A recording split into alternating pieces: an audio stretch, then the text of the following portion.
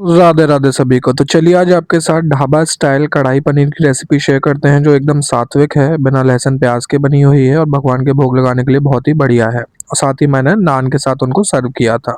तो सबसे पहले पनीर की रेसिपी देख लेते हैं, जिसके लिए मैंने इसमें जीरा लिया है, इलायची ली है, हरी इलायची 2 पीसेस, एक मैंने छोटा सा आपका दालचीनी का पीस लिया है, साथ ही मैंने एक तेजपात लिया है, करीबन मैंने इसमें 50 ग्राम के लगभग मैंने काजू लिए थे इसमें, 3 से 4 हरी मिर्च के पीसेस लिए थे और साथ ही मैंने अदरक को छोटे-छोटे पीसेस में कट कर लिया था और यहाँ पर मैंने लगभग आपके 4 मीडियम साइज़ के टमाटर लिए हैं। तो ये हैं हमारे बेसिक इंग्रीडिएंट्स जिनकी हेल्प से अब हम अपनी ग्रेवी बनाने वाले हैं। तो सबसे पहले हमने कढ़ाई को गैस पर चढ़ा लिया था। कढ़ाई अच्छे से गर्म हो गई थी, फिर उसमें बारी थी ऑयल ऐड करने की। तो मैंने यहाँ पर मस्टर्ड ऑयल ऐड किया था, करीबन आपका 3 से 4 टेबल स्पून। फिर उसमें जीरा ऐड ऑन किया था। जीरे के बाद उसमें बारी थी इलायची मिलाने की, तो मैंने उसमें 2 हरी इलायची ऐड करी थी। उसी के साथ फिर मैंने दालचीनी भी मिला दी थी। दालचीनी मिलाने के बाद अब उसमें बारी थी तेजपात मिलाने की, तो तेजपात भी मैंने उसमें ऐड कर दिया था और फिर स्पैचुला की हेल्प से उनको इस तरीके से मैंने मिक्स कर लिया था। तो जैसे ही हमारे ये खड़े मसाले अच्छे से भुन गए थे, फिर उसके बाद मैंने उसमें काजू ऐड कर दिए थे। काजू मैंने थोड़ी देर के लिए रोस्ट किए थे, फिर उसके बाद मैंने उसमें हरी मिर्च और आपका अदरक भी ऐड कर दिया था। फिर उनको भी मैंने स्पैचुला की हेल्प से अच्छे से कर लिया था मिक्स इस तरीके से। तो इन सारी चीज़ों का एसेंस चाहिए या फ्लेवर चाहिए, तो उसके लिए मैंने 1 से 2 मिनट के लिए पकाना है। जब ये अच्छे से पक गए थे तो उसमें बारी थी अब टमाटर ऐड करने की। तो मैंने आपको पहले ही बता चुका हूँ, मैंने 4 मीडियम साइज़ टमाटर लिए थे, उनको भी मैंने ऐड कर दिया था उसमें और फिर टेस्ट के अनुसार मैंने उसमें नमक मिला लिया था और साथ ही उनको स्पैचुला की हेल्प से अच्छे से कर दिया था मिक्स। फिर क्या था, फिर जब मेरे को लगा कि अब इनको थोड़ा और ज़्यादा पकने की देरी है, तो फिर मैंने उनको एक लिड की हेल्प से कवर करके रख दिया था 3 से 4 मिनट के लिए। और उसके बाद जब मैंने लिड हटाकर देखी, तो मैंने देखा कि वो जो हमारे टमाटर थे वो अच्छे से मशी हो गए थे। देखिए इस तरीके से आपके जो टमाटर हैं जब मशी हो जाएँगे, तो आपको समझ लेना है कि आपके टमाटर अच्छे से गए हैं पक। तो फिर मैंने एक प्लेट की हेल्प से उनको सेपरेटली निकाल लिया था और फिर मैंने उनको ठंडा होने के लिए अलग से रख दिया था। तो करीबन मेरे को 5 मिनट लगी थी इनको ठंडा करने में। फिर उसके बाद मैंने उसमें से जो हमारा तेजपात था उसको अलग कर लिया था सेपरेट। फिर उसके बाद मैंने उसमें से दालचीनी भी निकाल ली थी और बाकी जो मिक्सचर था हमारा, जो हमारी ग्रेवी बनेगी अभी, उन सारी चीज़ों को मैंने मिक्सर जार में कर दिया था ऐड। मिक्सर जार में ऐड करने के बाद मैंने उनको 1 से डेढ़ मिनट के अंदर उन्हें बहुत ही अच्छे तरीके से, बारीक तरीके से पीस लिया था और देखिए उनका कितना स्मूथ पेस्ट और जो हमारी फाइन ग्रेवी है वो बनकर हो गई थी तैयार। तो ग्रेवी अच्छे से बनने के बाद अब बारी थी हमारी पनीर की मेन रेसिपी बनाने के लिए। तो उसके लिए सबसे पहले मैंने इसमें बटर लिया है, उसके साथ मैंने इसमें हल्दी ली है, कश्मीरी लाल मिर्च ली है, धनिया पाउडर लिया है, कसूरी मेथी ली है मैंने और थोड़ा-सा हींग मैंने पानी में घोल कर रख दिया था, उसको भी मैंने लिया है इसमें, ताकि हमारा डाइजेशन भी सही रहे और ये टेस्ट और जो फ्लेवर है वो भी बहुत अच्छा आता है। साथ ही हम कढ़ाई पनीर बना रहे हैं, तो इस तरीके से मैंने यहाँ पर शिमला मिर्च ली है 1 पीस लगभग और इनको इस तरीके से मैंने स्लाइसेस में कर लिया था कट। साथ ही फ्रेशली प्रिपेयर्ड पनीर लिया है मैंने 200 ग्राम। तो अब क्या था, अब कुछ नहीं, अब सबसे पहले गैस पर मैंने कढ़ाई चढ़ा दी थी दोबारा से।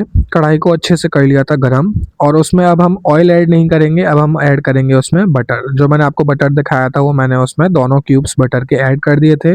बटर जैसे ही अच्छे से मेल्ट हो गया था, अब उसमें बारी थी शिमला मिर्च सौते करने की। तो शिमला मिर्च सौते करते वक्त हमें ये ध्यान रखना है कि हमें ना ज़्यादा ओवर कुक नहीं करना है, 2 से 3 मिनट ही हमें कुक करना है, क्योंकि जो हमारा कच्चापन है वही रिमूव होना चाहिए। ज़्यादा ओवर कुक करेंगे तो फिर हमारा जो कढ़ाई पनीर की रेसिपी है वो ज़्यादा अच्छी नहीं बनेगी। तो 2 से 3 मिनट मैंने इनको अच्छे से कर लिया था कुक और उसके बाद अब मैंने जो ग्रेवी, जो हमारा फाइन स्मूथ पेस्ट बनकर तैयार हुआ था मिक्सर जार में, उसको कंप्लीटली कर दिया था ट्रांसफ़र। तो इस तरीके से मैंने स्पैचुला की हेल्प से जो कंप्लीटली जो जार का जो मिक्सचर था उसको कढ़ाई में कर दिया था ट्रांसफ़र और फिर उसको अच्छे से कर दिया था मैंने मिक्स स्पैचुला की हेल्प से।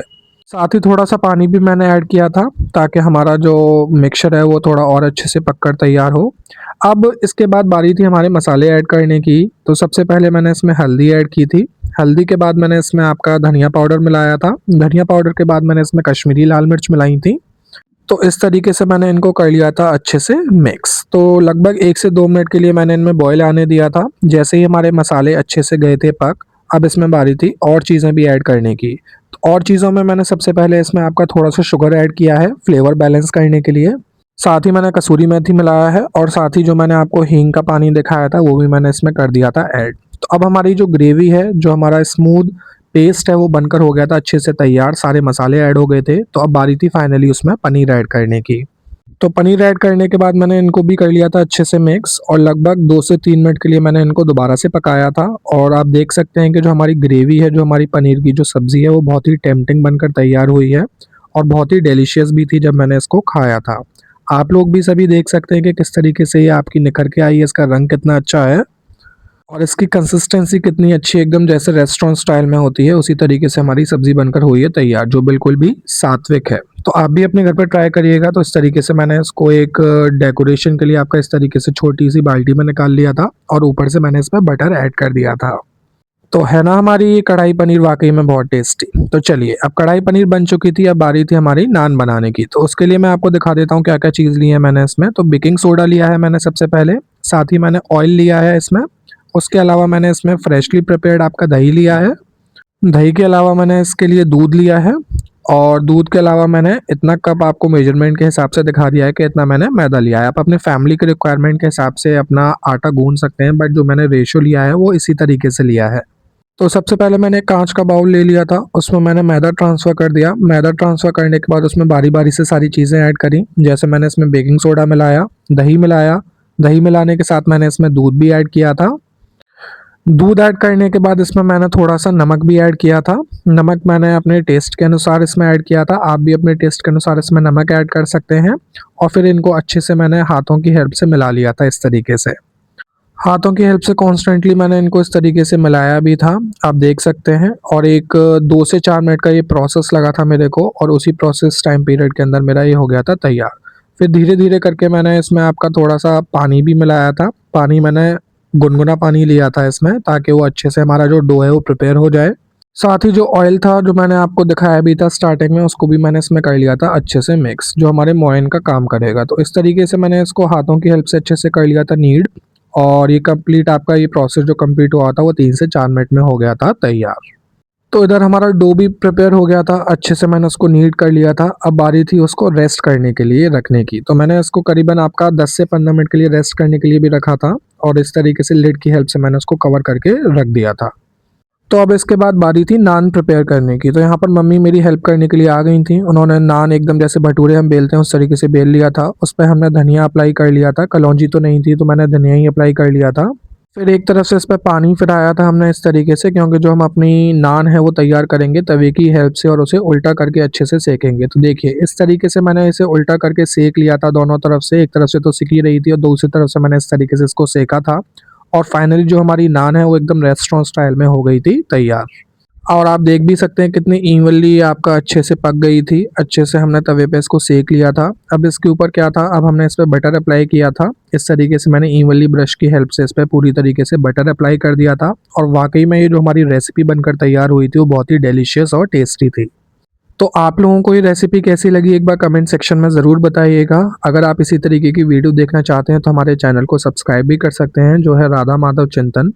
और ये जो हमारी रेसिपी है भगवान के भोग के लिए एकदम सात्विक है, आप भगवान का भोग लगा सकते हैं और अपने दोस्तों के साथ भी इस तरीके की वीडियो को शेयर कर सकते हैं। तो आप हमारी वीडियो को ऐसे ही देखते रहिए, प्यार देते रहिए।